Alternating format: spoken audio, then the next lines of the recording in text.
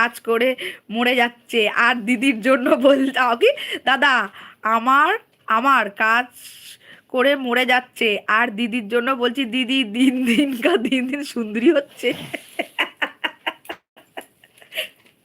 আরে ও কেন বলছে তুমি জানো না অতুল, তুমি জানো না ও কেন বলছে।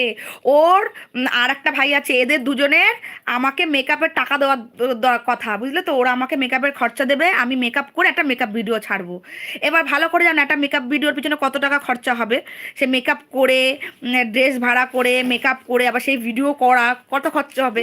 একজন বলছে আমি মন্দিরে বসে যাবো ভিক্ষা করতে, একজন বলছে কিডনি বেচে দেবো, হ্যাঁ, একজন বলছে আমি ওই জন্য আমি লাইভ শুরু রেখে দাও ওটা নিয়ে যাবো, একজন বলছে আমি লাইভ শুরু করে দিয়েছি ওই জন্য যাতে আমি ওই পয়সা পাবো তারপর তোমায় দেবো।